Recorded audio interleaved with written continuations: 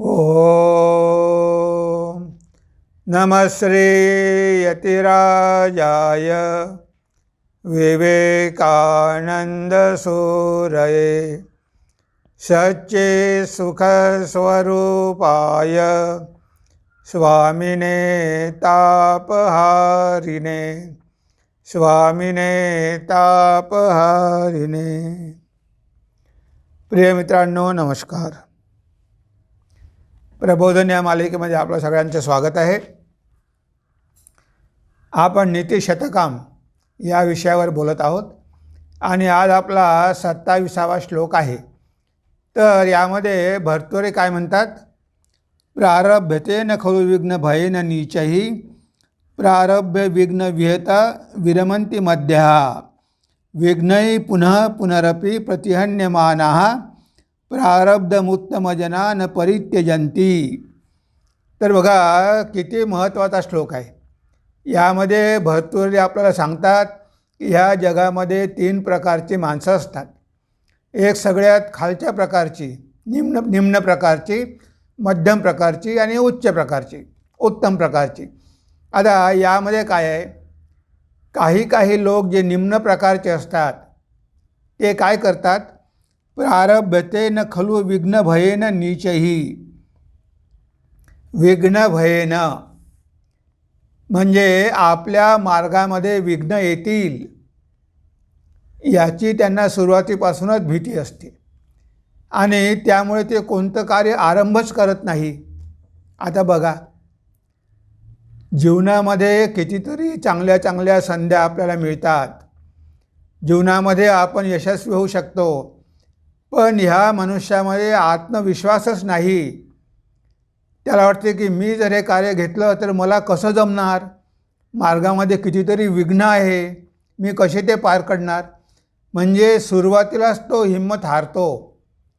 बघा, अशा प्रकारे आपण कधीही होता कामा नये। म्हणजे जीवनामध्ये आपल्याला काहीतरी करून दाखवायचं आहे, जीवनामध्ये आपल्याला यश मिळवायचं आहे, जीवनामध्ये आपल्याला प्रगती करायची आहे। कितीही चॅलेंजिंग कार्य असेल, कितीही मोठं कार्य असेल, पण जर आपल्याला वाटते की ते करणं अतिशय आवश्यक आहे, त्यामुळे आपलं जीवन बदलून जाणार आहे, आपलं जीवन धन्य होणार आहे, अशा वेळेस आपण साहस केलंच पाहिजे। आता बघा, आपल्या भारताला जेव्हा स्वातंत्र्य मिळालं तेव्हा कितीतरी तरुणांनी त्यामध्ये आपलं बलिदान दिलं, त्यांनी साहस केलं, म्हणून तर आपल्याला स्वातंत्र्य मिळालं। त्यांनी जर भीती बाळगली असती, आणि भीती बाळगत होते, नाहीतर 1000 वर्षापर्यंत आपण गुलामी का स्वीकारली असती। आपण फाईट दिली पाहिजे। आपण हे बरेच वर्षापर्यंत केलंच नाही, बरेच वर्षापर्यंत केलं नसल्यामुळे आपल्याला ते गुलामी भोगावी लागली। पण बघा, शिवाजी महाराज आले, त्यांनी किती मोठं धाडस केलं। आता एकटा माणूस, पण केवढं मोठं धाडस। त्यांनी आपली मावळ्यांची सेना तयार केली, या मावळ्यांची सेना करून त्यांनी हिंदवी स्वराज्य स्थापन केलं। कशामुळे?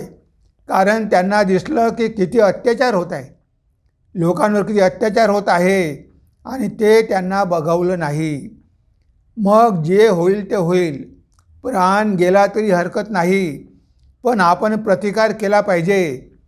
एवढं धाडस त्यांच्यामध्ये होतं आणि म्हणून तर ते करू शकले। आणि बघा, आपण छोटंसं कार्य करायचं असेल तर 10 वेळा विचार करतो की काय होईल, आपल्याकडून होणार की नाही, होईल की नाही, आणि आपण शेवटी निर्णय घेतो की त्या कार्यामध्ये हात न घातलेलाच बरा, इतरांना करू द्या, आपण कशाला करायचं। म्हणजे अशा प्रकारची मनोवृत्ती जर असेल तर आपण जीवनामध्ये पुढे जाऊ शकणार नाही। म्हणून भर्तृहरी म्हणतात की अशा प्रकारचे लोक कोण आहे? नीचही, निम्न प्रकारचे लोक आहे की विघ्नाच्या भयामुळे ते कार्याचा आरंभच करत नाही। आता जर कार्याचा आरंभच केला नाही तर यश मिळणार कसं? पण त्यांना सुरुवातीलाच भीती वाटते, त्यांच्यामध्ये धाडस नसते, त्यांच्यामध्ये हिंमत नसते। जर तुम्हाला या जगामध्ये महान कार्य करायचे असेल, मोठमोठी कामं करायची असेल, तर चॅलेंज पण स्वीकारावं लागेल। मला चॅलेंज नको, मला अडचणी नको, मार्ग माझा सोपा झाला पाहिजे, असं सहज कोणतीही गोष्ट प्राप्त होत नाही. खूप संघर्ष करावा लागतो. संघर्ष केल्यामुळे आपल्याला यश मिळते. आपोआप काही यश आपल्याला मिळत नाही. पण आपल्यामध्ये हिंमत पाहिजे. जे होईल ते होईल, करून बघायला काय हरकत आहे. पण हे लोक काम सुरूच करत नाही. म्हणजे बघा, अशा लोकांना काय म्हणावं. हे झाले निम्न प्रकारचे लोक. त्यानंतर मध्यम प्रकारचे काय म्हणतात, प्रारभ्य विघ्न विहता विरमंती मध्यात. आता दुसऱ्या प्रकारचे लोक थोडी हिंमत करतात आणि कार्य सुरू करतात. आता कार्य सुरू करतात, पहिल्यापेक्षा बरे आहे. जे निम्न प्रकारचे आहे त्यांच्यापेक्षा हे लोक बरे आहे की कमीत कमी कार्य तरी सुरू करतात. तेवढं डेअरिंग यांच्यामध्ये आहे की आपण करून बघायला काय हरकत आहे, करून बघू ना. आणि ते चॅलेंज स्वीकारतात आणि कार्य हातामध्ये घेतात. चांगलं आहे, हातामध्ये कार्य घेतलंच पाहिजे. आणि कार्य करत असताना, कोणतेही कार्य असो, कार्य करत असताना त्यामध्ये जर विघ्न निर्माण झालं, त्यामध्ये जर अडचणी आल्या, त्यामध्ये जर त्यांना दुःख होत असलं, तर मात्र ते तिथेच थांबतात. म्हणजे बघा, आता कार्य म्हटलं की विघ्न येणारच. पण आता विघ्नावर मात करायची आहे की नाही. जे विघ्न आले आहे त्यावर मार्ग शोधून काढायचा. प्रत्येकाच्या जीवनामध्ये विघ्न येतातच. श्रेयांसी बहुविघ्नानी. तुम्ही चांगलं काम करायला गेले की विघ्न हे येणारच आणि जास्त विघ्न येणार. आता विघ्न आले म्हणून काही थांबून जायचं आहे का. विघ्न आले तरी आपल्याला पुढे जायचं आहे. बघा, हिमालयामधून नदी जेव्हा निघते तेव्हा किती विघ्न येतात. त्या नदीच्या रस्त्यामध्ये पर्वत येतात, पहाडं येतात, जंगलं येतात. पण ती नदी कशाची पर्वा करते का. ती नदी सतत वाहतच जाते. तिचा प्रवाह काही थांबत नाही. ती पहाडांना फोडून बाहेर पडते, जंगलामधून बाहेर पडते. म्हणजे बघा, अशा प्रकारे आपल्या मार्गामध्ये विघ्न जरी आले, ते म्हणजे खरं म्हणजे आपली परीक्षा घेण्यासाठी आलेले आहे.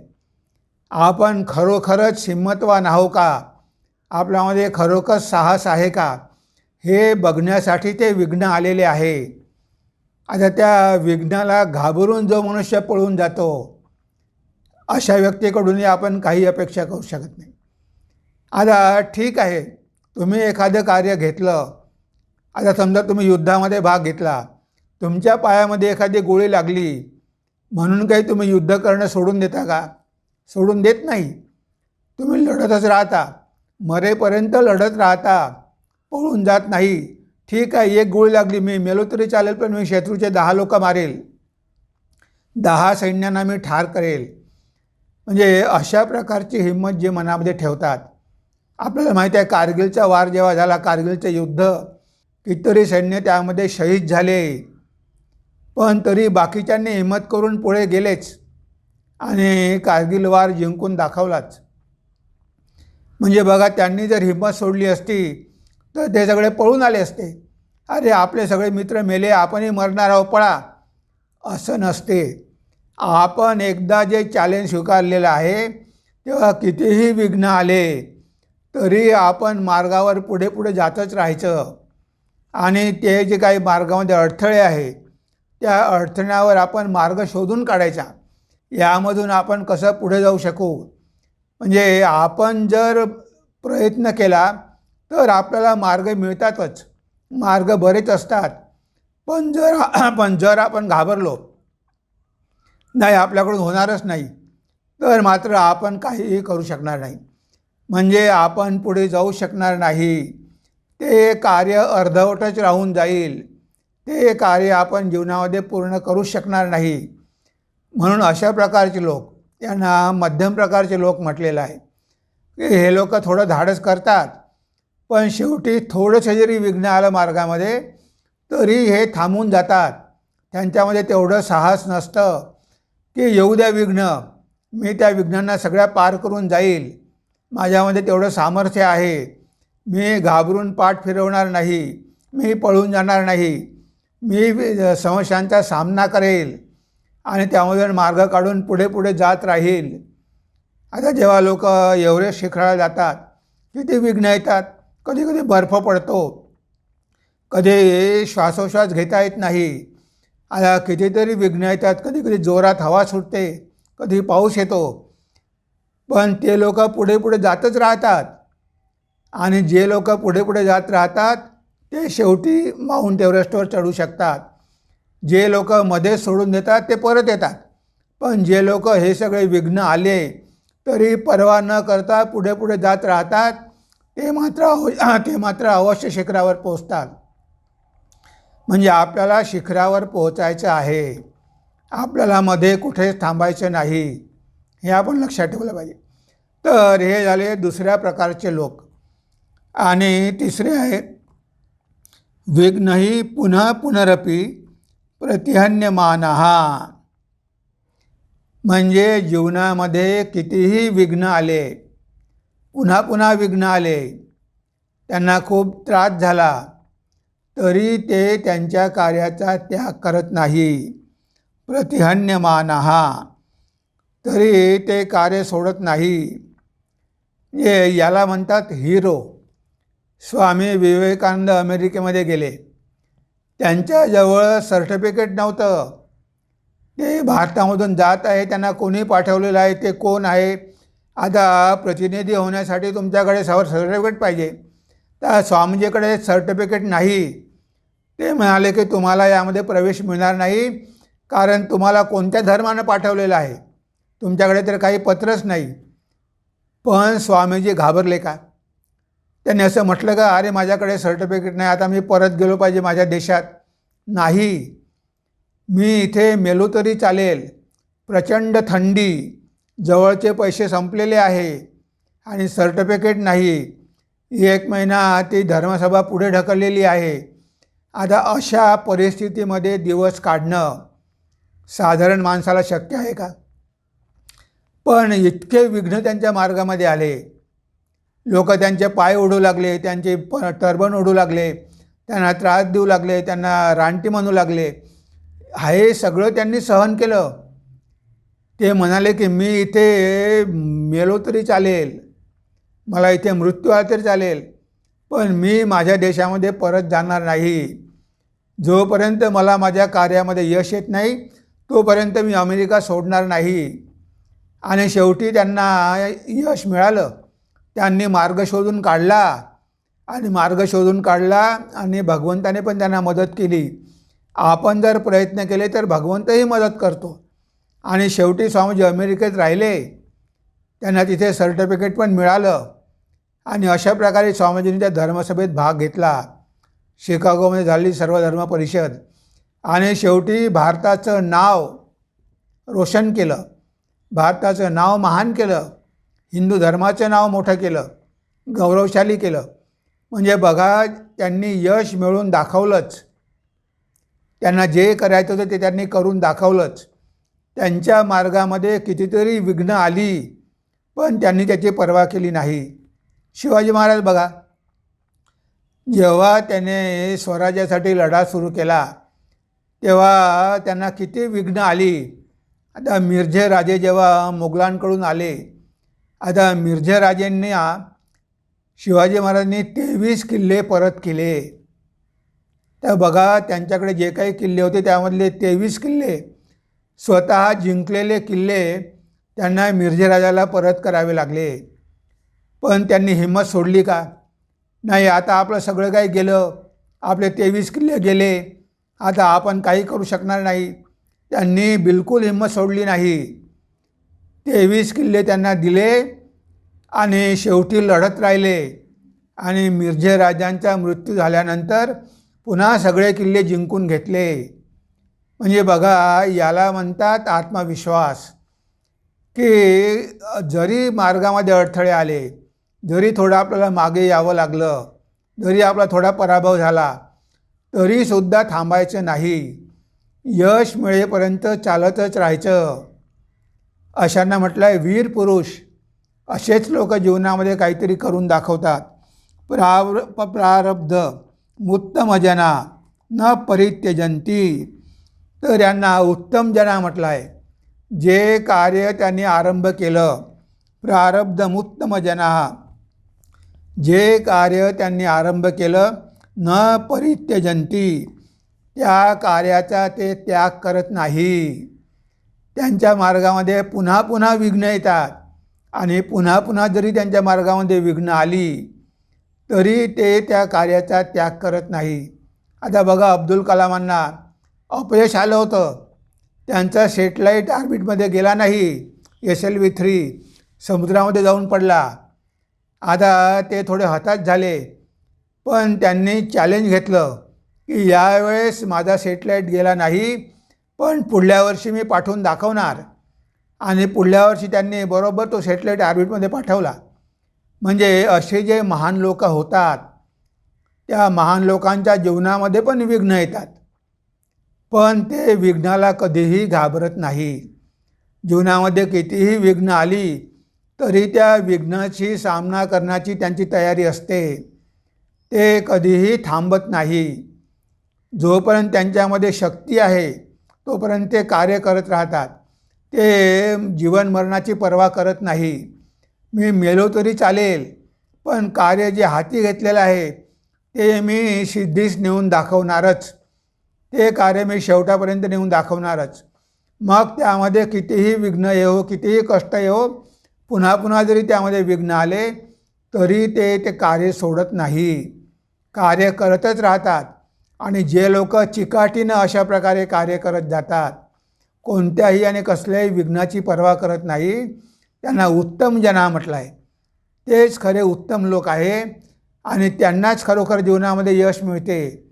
आता हे जे प्रथम आहे आणि द्वितीय आहे, म्हणजे निम्न श्रेणीचे आणि मध्यम श्रेणीचे लोक त्या जीवनामध्ये यश प्राप्त करू शकत नाही, कारण त्यांच्यामध्ये धाडसच नसते, त्यांच्यावर तेवढा आत्मविश्वास नसतो, संकटाचा सामना करण्याची शक्ती नसते आणि ते मध्येच कार्य सोडून देतात.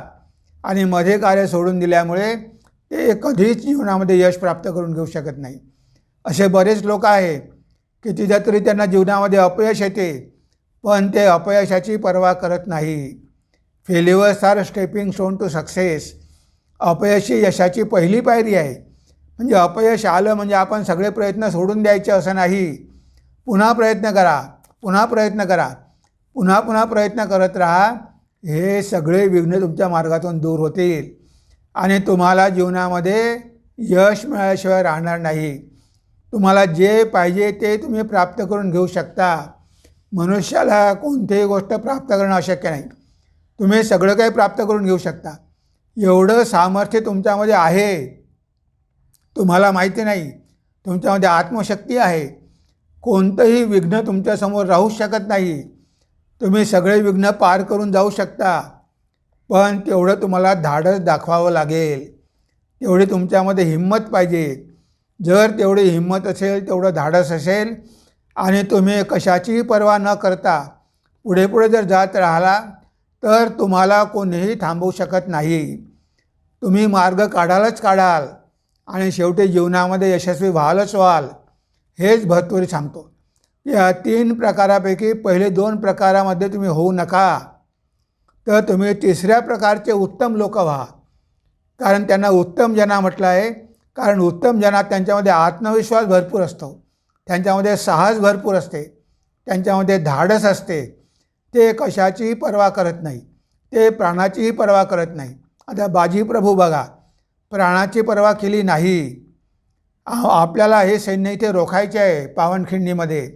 जोपर्यंत शिवाजी महाराज गडावर पोहोचत नाही तोपर्यंत आपल्याला ही खिंड लढवायची आहे. आता किती धाडस, थोड्याशा लोकांना घेऊन त्या खिंडीमध्ये ते उभे राहिले आणि शेवटी जेव्हा ते महाराज गडावर पोहोचले तेव्हा त्यांनी प्राण सोडला. अशा लोकांचे नावं इतिहासामध्ये अजरामर होतात. आपल्याला बरेचसे उदाहरण माझे तानाजी मालुसरे, ज्या कार्यासाठी त्यांना शिवाजी महाराजांनी पाठवलेलं होतं ते कार्य त्यांनी फत्ते करून दाखवलं. त्यामध्ये त्यांना मृत्यू आला तरी त्यांनी पर्वा केली नाही. म्हणजे बघा, असे लोक आपल्या भारतामध्ये झालेले आहेत, जगामध्येच आहेत. आणि असेच लोक महान होतात आणि असेच लोक शेवटी या जगाला पण महान करतात. म्हणून आपल्याला उत्तम लोकांची गरज आहे, निम्न आणि मध्य लोकांची गरज नाही.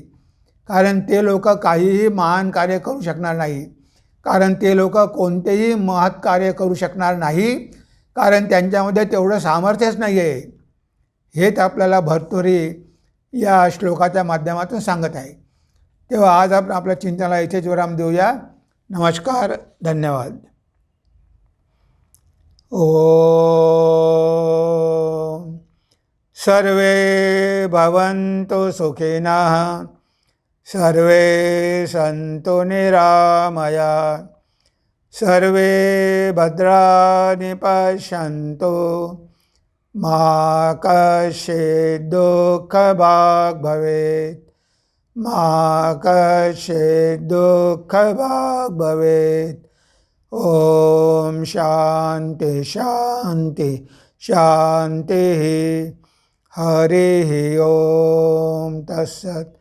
श्रीरामकृष्णार्पणमस्तु.